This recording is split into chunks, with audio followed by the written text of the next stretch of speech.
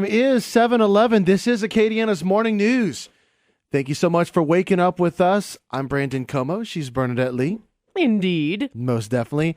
Now, should we raise taxes here in Louisiana or not to deal with our budget issues? That's been a hotly debated question over the last few weeks and months, and there's no debating where our next guest stands on the issue, calling the idea of raising taxes a stupid idea. Joining us on the phone line, our current state treasurer, who's aiming to be your next U.S. Senator, John Kennedy. Good morning, sir. Morning, Brandon. Morning, Bernie. Morning. Well, you really got right to the point with that title in your op-ed, huh? Well, this is what I hear the governor saying. He wants Louisiana families and Louisiana businesses to cut their budgets so Louisiana state government doesn't have to cut its budget. Yeah. Now, our budget, state government, I'm talking about, has gone from $16.5 billion 10 years ago to $25 billion today. That's a 40% increase, and we haven't added any people. And the governor says, despite that, there's no waste and there's no fat in this budget. And it can't be cut, so he is proposing to raise personal income taxes, sales taxes, corporate income taxes, corporate franchise taxes, liquor taxes, cigarette taxes, inventory taxes, business utility taxes. He wants to do a new internet tax, and he wants to cut tops. Wow. I have said that we ought to concentrate on getting control of our spending first. I have sent Governor Edwards over 400 suggestions about how we can reduce our spending without hurting anybody. I sent him a copy of our Streamlining Government report. I sent him a copy of the Secure report from 1995. I even sent him a copy of a report called Cut the Fat from 1991 that his Commissioner of Administration drafted. Haven't heard anything back. I just think we have a moral obligation to the taxpayers of this state, many of whom are hurting right now, especially in Lafayette, to do everything we can to reduce our spending before we start talking about the tax code. And I've given him very specific ideas. I'll just mention two that I found out the other night. Over the past year, Governor Edwards says there's no fat in this budget. Over the past year, I found out that Louisiana state government hired a company in Baton Rouge, an internet company, paying them $11 million to develop a marketing plan for the Louisiana Department of Economic Development. I found out that they signed a contract to pay an artist, who I'm sure is quite good, Right. $1 million to design a sculpture for one of our hospitals. Wow. As far as I'm concerned, For one of our public hospitals? yes. Wow. As far as I'll send you a copy of the contract, Bernie. I found this out the other night, and it came from a report that was done by Commissioner Darden's office, the Division of Administration. Yeah, it's not widely known for obvious reasons. They haven't distributed it much. As far as I'm concerned, while those two expenditures may be nice things to do, those are, if my choice is cutting UL or raising taxes or getting rid of the sculpture, I'm going to choose the sculpture. Now, there's a time and a place for everything. You can't ask people to shoulder the largest tax increase in Louisiana history when you're going around giving an internet company an $11 million contract to help one of your agencies develop a marketing plan when presumably they've got employees at the agency that ought to be able to do that themselves. Yeah. Wow. We're talking with State Treasurer John Kennedy this morning, and there are many ways that you pointed out in your op-ed of how our state government is currently wasting money, and want to get you to talk a little bit about the findings that you found. We talk so much about the Medicaid expansion. That's been a topic that's been discussed a lot. What have you found with spending on Medicaid that this is an area where the government, our state government, really needs to fix itself?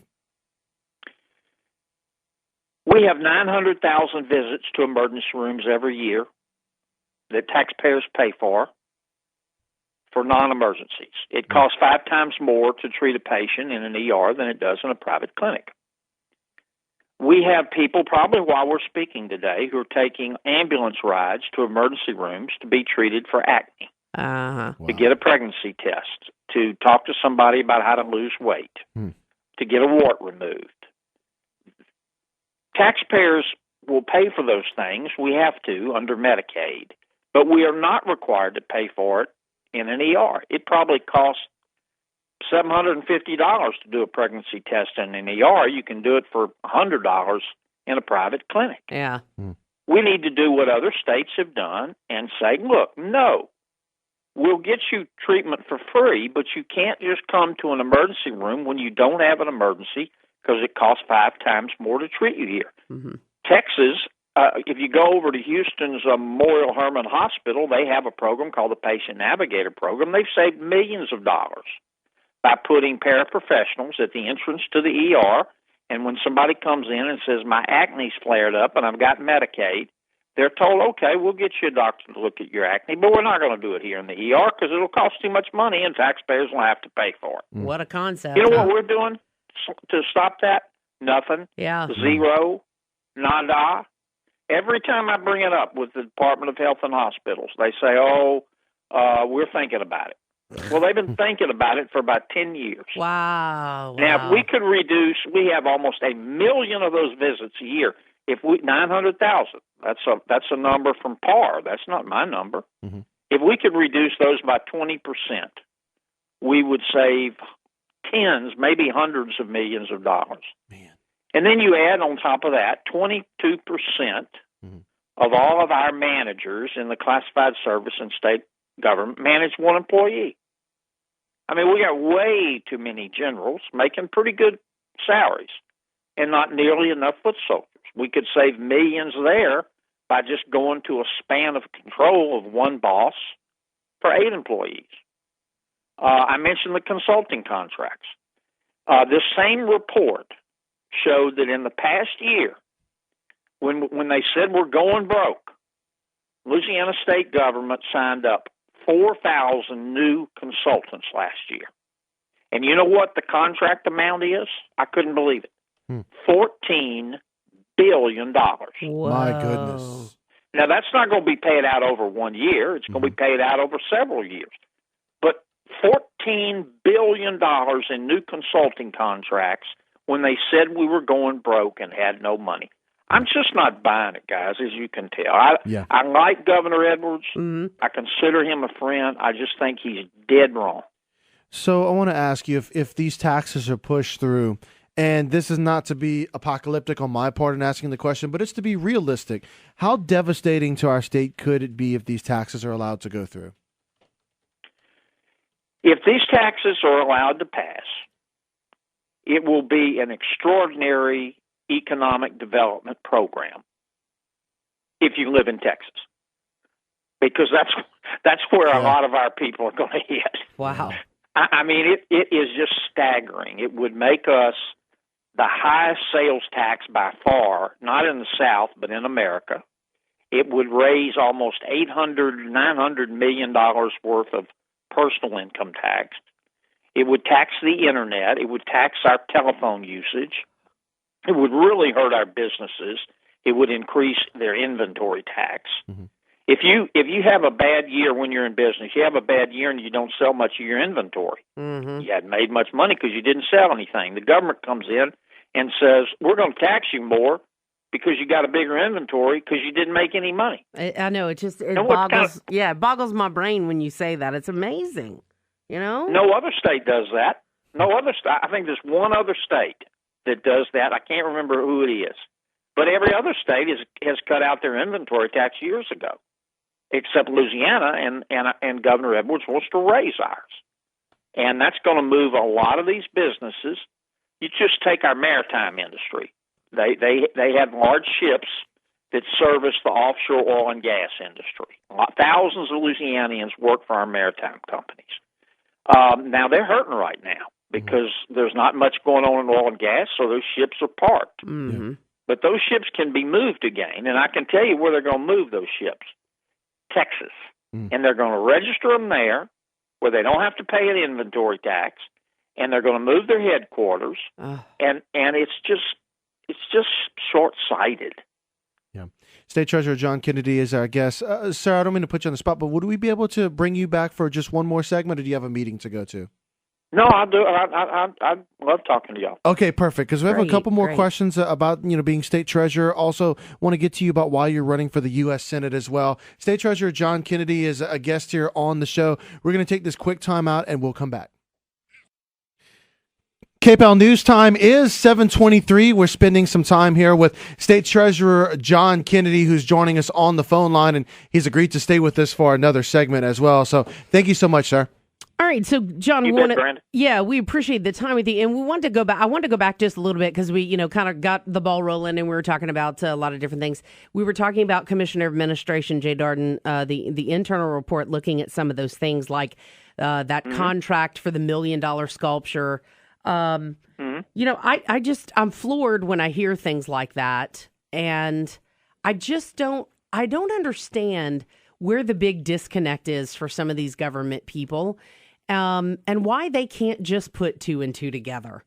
I mean, it just, we know we're in desperate need of money, but these people act like, we're going to find a way, but let's just tax it and get it over with. I mean, like you said right before we went to the break, I mean, these companies are going to move. That's what's going to happen. Well, the big disconnect, Bernie, in my opinion, is it's not their money.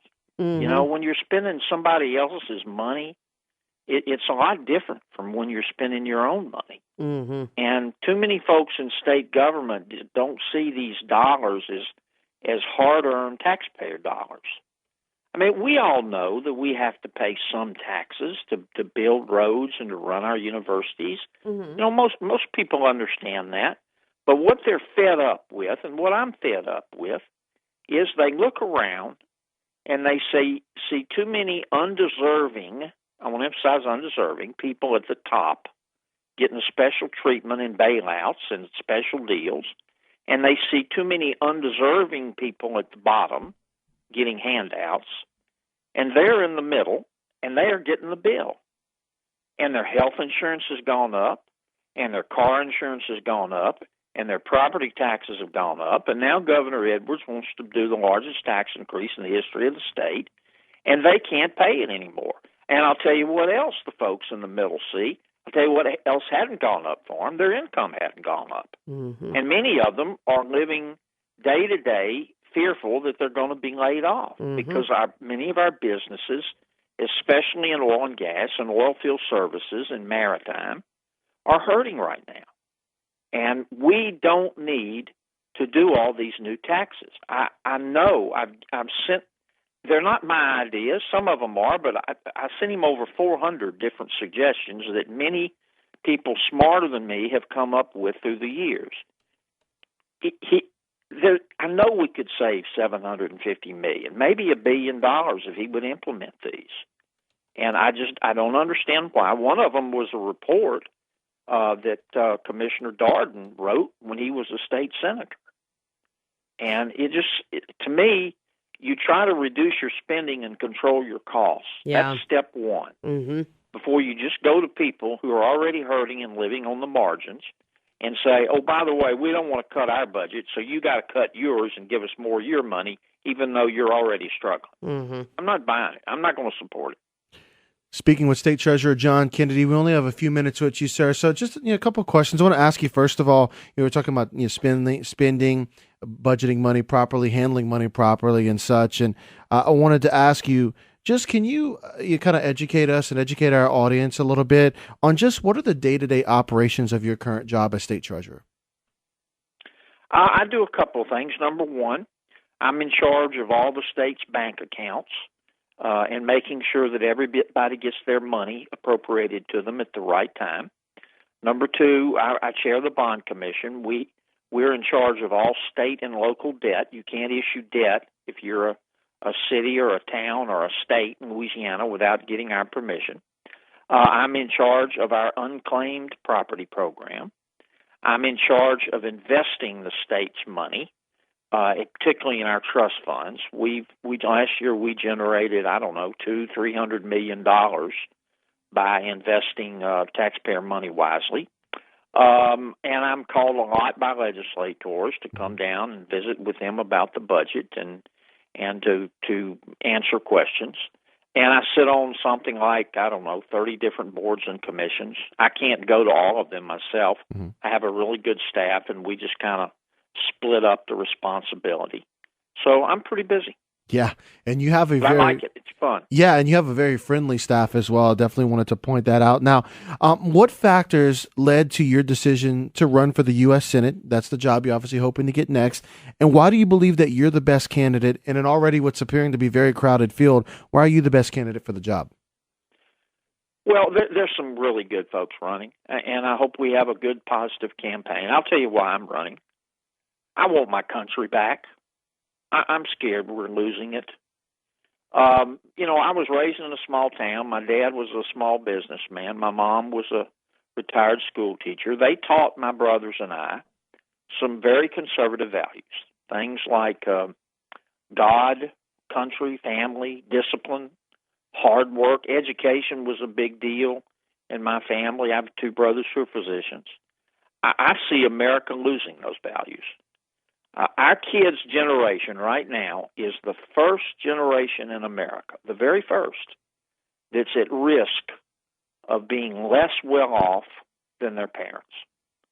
We're losing the American dream. And the reason is that it's harder than ever for Americans who are trying to get ahead, and it's easier than ever for some Americans to do absolutely nothing.